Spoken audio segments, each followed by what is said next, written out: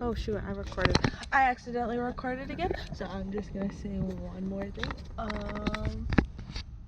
It's a nice night out. It is 8:54 and it is 73 degrees, which is beautiful. You want to see it? Yeah, let me say it when you're done. Don't stop it. Fine. So. It's a full phone. Yeah. So. We're gonna talk to you a little about what we got going and what we've had going. What? I don't know how drinks work. It's not a song or someone else's audio. Well, I'm drinking it, and there's your drink, no name. This won't stay. It's staying now. So, we moved to Florida, as our friends and family know, August 1st of 2022. And we're originally from Michigan, both of us born and raised. I did spend a spree in Tennessee for a little while when I was younger, but we're here. We're here now. We left on August 1st, and it took us 6 days to get down here. So we got here on August 6th. August 7th, technically. We got here in August. If we left on the 1st and it took 6 days, the 2nd would have been the first day of... No, maybe. I don't know. It's not important. We're here. It is important because that's what got us here, but... We got a lot of things going. Sometimes I feel like my plate is too full, but at the same time I think it could be fuller. I'm a property inspector, and she's starting at Walmart tonight, as she had just said. And these are our steps. We're taking baby steps in a direction to get us into a better position. We know it's going to be a long road ahead, and that's why we're here. Because Rome wasn't built in the night, and we're certainly starting construction. So, straight up. Watch, by 3 months from now, we will have a bus. We will have a bus. It might not be fully done, but we will have a bus. That is one of our plans. We're going to buy and renovate a school bus and turn it into a schoolie. We've been planning this for over a year now. Just haven't had the funds to. That's a big factor in everything these days, is funds. So I want a dog nose, but we know it's smarter to get a flat nose bus. We'll probably end up with a dog nose because they're a little cheaper. I'm okay with that. I know you're okay with that. I'm fine with that too. We'll think it through more. Hey, whatever comes.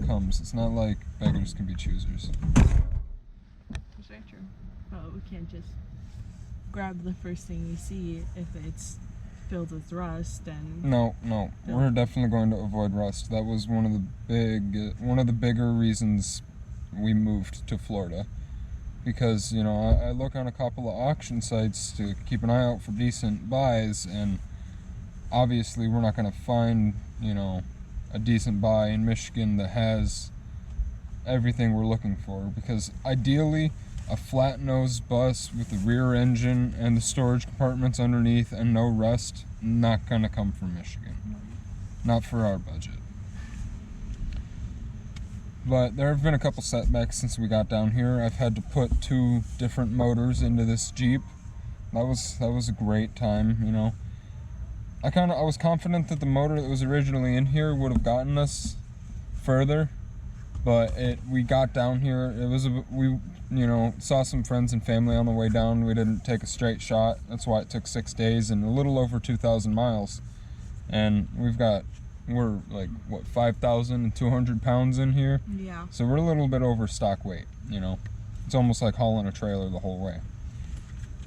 So that motor lasted about a week after we had gotten down here, and it threw a rod. It didn't window the block or anything, but it was definitely, go look at the reel I posted. That was that original motor. Clack, clack, clack, clack, clack. So I replaced that. that took me about a week, waiting on friends and family to assist me to get it. And then that lasted for about 3 weeks, and we were speeding down the highway trying to get Hoot into the vet ER because he had some pretty serious coughing going on, and I was being a little too rough on it, and she let go. Pretty much did the same thing that the motor that I took out of it did, except on the side of the interstate, so it wasn't very good. You know, we were lucky the first time, and we were in town and going from one friend's house to another. It was only 10-15 minutes apart, so it wasn't a huge deal. I mean, it was a big deal to have to replace the motor, but at least we didn't need to be towed off the side of the interstate. And we had really awesome friends that came and saved us. Yes, we did. We do. We still have Yeah, those we friends. do. They're still alive. They're still our friends. They're not dead, okay? So then the second motor, I was able to swap that one a little bit faster. That's because I kind of went ham and said some choice words to the company I had gotten the motor from. It was a second-hand motor from a junkyard, so you know, you get what you get and you don't throw a fit. But I threw a fit and got another motor, and that only took a day to swap, which was, you know, that was nice. But it's still running. What are we, like a little bit over a month with this motor now? Yeah. Just about a month. You got 2-month warranty on it. Yeah, I got him to double the length of the warranty. You're not funny, get out of here. I got him to double the length of the warranty because that was some true BS that, you know, from a guy in my position living out of this thing and relying on it for work, I cannot have it just sitting in someone's yard with no engine in it, you know? Where was that junkyard at again? Mims, Florida. Mims, Florida. Don't go to that junkyard. Right above Titusville on the east side. Guaranteed you will get screwed over. Yeah, their prices. It's North Brevard Auto Salvage. You know, sorry to name drop, but damn, y'all need to do some work. That's all I gotta say. I'm not trying to. So, yeah, that motor's in now. It was out of a '96 Jeep Grand Cherokee, so it's a little different. I had to swap over all the brackets and such, which was a pain in the butt, but I have a transfer case. You know, when we picked up the rooftop tent, we were living in Michigan, and we traveled down to we were supposed to go to Lima, Ohio, and we ended up breaking down in, what was it, New Baltimore? No. Yeah, we broke down in New Baltimore, and then we met some real cool friends in, what town was it? Finland, which Finley? is Finland. Finley land. Findlay. Yeah, it was Findlay. And that's northern Ohio. But they helped us out huge, big time. I can't thank them enough. They became family real fast. Yeah, like our parents. Basically. It was so fun, honestly. And so that transfer case blew up on the side of the interstate, and they helped me find a parts Jeep, which was a '97 Grand Cherokee, and I swapped the transfer case out of that. So clutches instead of chains. I love that for the traveling. That definitely makes a huge difference. Yeah, we've done a couple of mods to this Jeep. We're about $5,000 into it. We purchased it for $2,500, and the tent was $750. It was all blue, the too. lift, what? It was all blue. The Jeep? Yeah. No, the part that's orange was black. I didn't touch the blue. I tried color matching the blue with Walmart spray paint, and they were way off. So we ignored that part. If you see the little off-color blue around the rear fenders, just look the other way. So where are we at? $750 for the tent. I did about $550 for a 3-inch lift because the rear springs were just non-existent. They were like flipped upside down, like frowny face. That was a night. Yeah, that was. I did that in a day too. That was fun. In a night. Dash cam. That was recent. GoPro. Very Still? recent. Radio. I'm not considering the electronics upgrades because those are more creature comforts than necessities.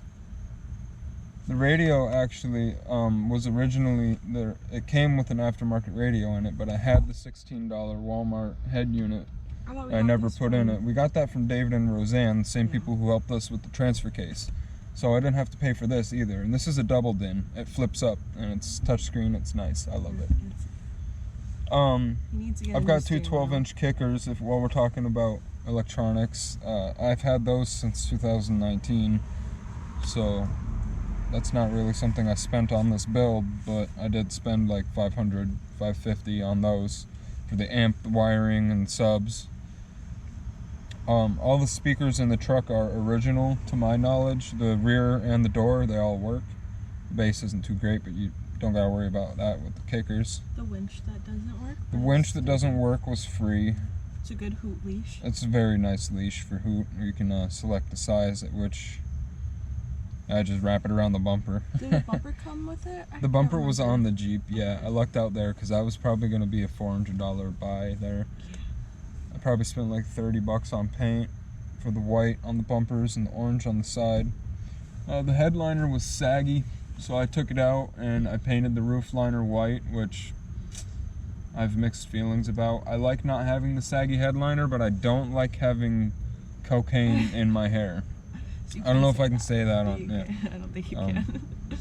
Please don't monetize me for that. I'm new. Let's see. I painted the dash white as well. I've had to put a couple of different switches in here because they keep getting hot and freezing up, and when I flip it on or off, it just snaps internally. These cup holders. Cool. Yeah, that was definitely something we needed. That was $15 from Quadratrack. We honestly didn't do a whole lot to this thing. We threw a lift on it, we threw a tent on it, and called it good. I welded up. I had a lot of scrap when we lived in Michigan, and some of that scrap was like a bottom part to a baby bed, like a single child little bed. And I just took the springs off and cut the outer frame to fit the inner grate, and welded some square tubes on it that from other scrap I had laying around, and that's what I keep the gas can and the cooler and the jack on. It gives me some extra room for in the back. And I took a tap and die kit and drilled a hole right through the stock rails. And oh yeah, Steven gave us a fan for my intake, so that helps with the temp a little bit. It's supposed to be a turbo fan, but it's just noisy. It's my noise maker. That's how I scare pelicans away or confuse old people walking down the street, and they're like, what the hell's going on with that thing?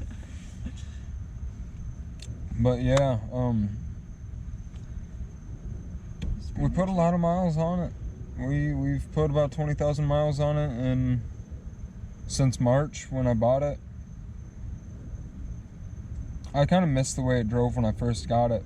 It was stock height with 31s.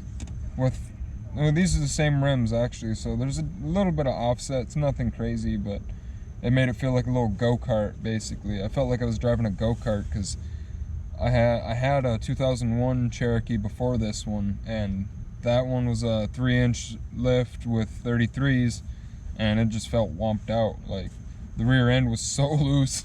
we tried to replace the lift on it, and we got the rear end halfway unbolted, and then the eye bolts in the rear, like the front half of the rear springs, if you know anything about Jeeps, you know them like to snap, and that's what they did. So we tightened like 2 bolts down, and that was it. I think it was 1 or 2 of the U-bolts, and then like the other ones were still loose, so it was the axle was barely in there, and I drove it around for like 2 weeks like that, and then sold it. Oh, we can't forget about the window. Oh yeah, this had a busted out window when I got it. That was cool. I spent $50 on that. It was very cold. It was still snowing in Michigan in March, so it was kind of scary the ride home. The tires on this thing were pretty dry rotted and not made for snow at all, and almost bald. So driving this thing home in the snow with a cop following my friend who was close behind us through 2 counties, it was not entertaining until the cop left, and I was like, go kart, drift, and go. it was fun. Good times all the times, never a dull moment, that's for sure. You'll find that out traveling with us. Currently my four-wheel drive does not work properly. It works, I can get underneath it and engage it, but my four-wheel drive linkage is not attached to the lever. And that's because when that transfer case blew up, it kind of took some parts with it, and I just haven't gotten around to replacing it. Haven't really needed four-wheel drive until just the other day. That wasn't my Shauna had us on a trail down a power line, and it was pretty steep, and there was a washout halfway down this steep hill, and it was too washed out to drive through. I would have definitely gotten stuck, so I decided to back up, and well, we got stuck anyways. So there was a little sort of a bypass, but it wasn't really any better shape. It would just look manageable, and I almost got stuck trying to go up the other side of that hill, but